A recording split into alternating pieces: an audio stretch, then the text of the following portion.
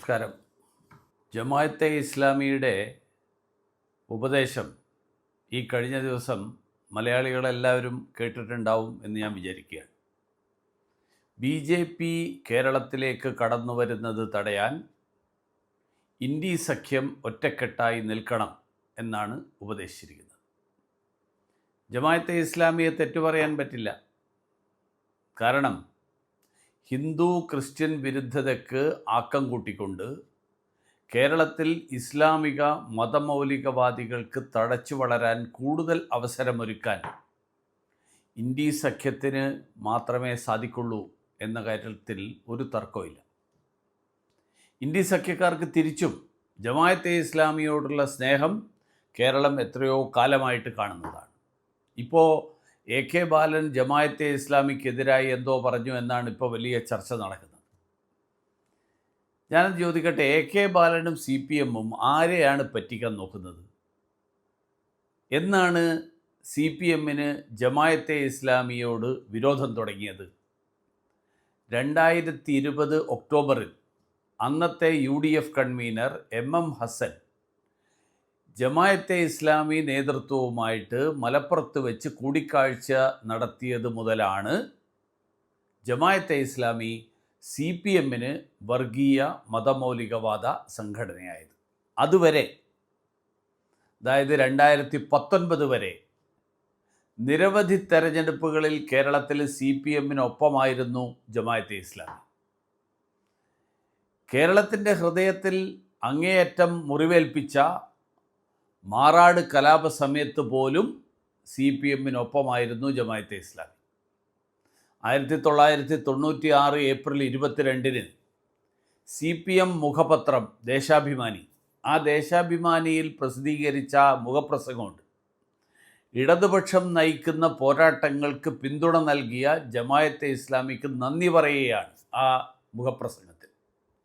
2006-ൽ നിയമസഭയിൽ കോടിയേരി ബാലകൃഷ്ണൻ നടത്തിയൊരു പ്രസംഗമുണ്ട്.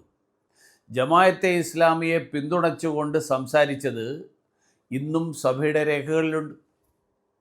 ഇനി 2009-ൽ ലോക്സഭാ തെരഞ്ഞെടുപ്പ് നടന്നപ്പോൾ ജമാഅത്തെ ഇസ്ലാമി പരസ്യമായി CPM സ്ഥാനാർത്ഥികളെ പിന്തുണച്ചു. ഇതിനെപ്പറ്റി അന്ന് പിണറായി വിജയൻ പറഞ്ഞ പ്രസംഗം, അദ്ദേഹം പറഞ്ഞ പ്രസ്താവന എല്ലാ മാധ്യമങ്ങളിലും വന്നതാണ്. എന്താ പിണറായി വിജയൻ പറഞ്ഞത്? മുസ്ലിം സംഘടനകളിൽ വ്യക്തമായിട്ടുള്ള രാഷ്ട്രീയ നിലപാടുള്ള സംഘടനയാണ് ജമാഅത്തെ ഇസ്ലാമി. ദേശീയ സാർവദേശീയ രംഗത്ത് ജമാഅത്തെ ഇസ്ലാമിക്ക് കൃത്യമായിട്ടുള്ള കാഴ്ചപ്പാടുണ്ട്. ഇത് പിണറായി വിജയൻ പറഞ്ഞതാണ്. ഇനി പിണറായി വിജയൻ പാടിപ്പുകഴ്ത്തിയ ഈ ജമാഅത്തെ ഇസ്ലാമിയുടെ സാർവദേശീയ രംഗത്തെ നിലപാടെന്താ? ആ നിലപാട് ഈ കഴിഞ്ഞ ദിവസം ബംഗ്ലാദേശിലെ ജമാഅത്തെ ഇസ്ലാമി നേതാവ് അദ്ദേഹം വ്യക്തമാക്കിയിട്ടുണ്ട്. ജമാഅത്തെ ഇസ്ലാമിയുടെ മുൻ മേധാവി അദ്ദേഹം പറഞ്ഞത് ഇന്ത്യ കഷണങ്ങളായി തകരണം എന്നാണ്. ഇതാണ് ജമാഅത്തെ ഇസ്ലാമിയുടെ നിലപാട്. മൗലാന മൗദൂദി സ്ഥാപിച്ച ഈ സംഘടന ജമ്മു കാശ്മീരിലും ബംഗ്ലാദേശിലും പാകിസ്ഥാനിലും എല്ലാം ഭീകരവാദികൾക്കൊപ്പമാണ്. അവരുടെ സാർവദേശീയ നിലപാടിനെ പുകഴ്ത്തിയ പിണറായി വിജയൻ 2011-ലും ജമാഅത്തെ ഇസ്ലാമിയുമായി ചർച്ച നടത്തിയിട്ടുണ്ട്.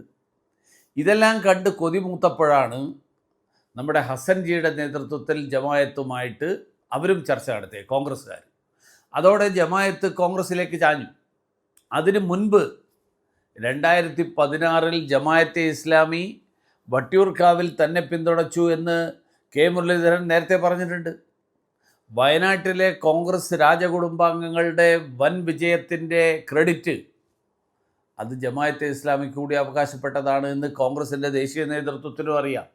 പക്ഷേ AK ബാലൻ ഇപ്പോൾ നടത്തുന്ന പ്രസ്താവനകൾ അത് പിണറായി വിജയൻ പറഞ്ഞു പറയിപ്പിക്കുന്നതാണ്. അത് ഹിന്ദു ഭൂരിപക്ഷത്തിൻ്റെ വോട്ട് ഏത് വിധേനയും നേടാം എന്നുള്ള മോഹത്തിലാണ്. കാരണം നമുക്കെല്ലാവർക്കും അറിയാം, ശബരിമല ശ്രീകോവിലിലെ സ്വർണം മുഴുവൻ സഖാക്കൾ കൊള്ളയടിച്ചു. അന്വേഷണം തുടങ്ങി 4 മാസമായിട്ടും ഭഗവാന്റെ സ്വർണം അതെവിടെയാണെന്ന് കണ്ടെത്താൻ പറ്റിയിട്ടില്ല. ഈ ജാള്യത മറക്കാൻ വേണ്ടിയിട്ടാണ് ഇപ്പോൾ മാറാടും ജമാഅത്തും ഒക്കെ ആയിട്ട് CPM ഇറങ്ങുന്നത്. ഈ തട്ടിപ്പിലൊന്നും ഭൂരിപക്ഷ സമുദായം വീഴില്ല.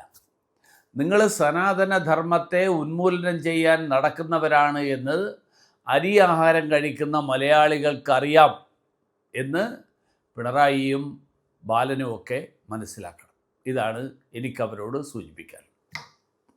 നിങ്ങളുടെ അഭിപ്രായങ്ങൾ ചാറ്റ് ബോക്സിൽ മെസ്സേജായിട്ടിടണം. ഈ വീഡിയോ ഷെയർ ചെയ്യുക, ലൈക്ക് ചെയ്യുക, ചാനൽ സബ്സ്ക്രൈബ് ചെയ്യാനും മറക്കാതിരിക്കുക എന്നുകൂടി ഞാൻ ഓർമ്മിപ്പിക്കുന്നു.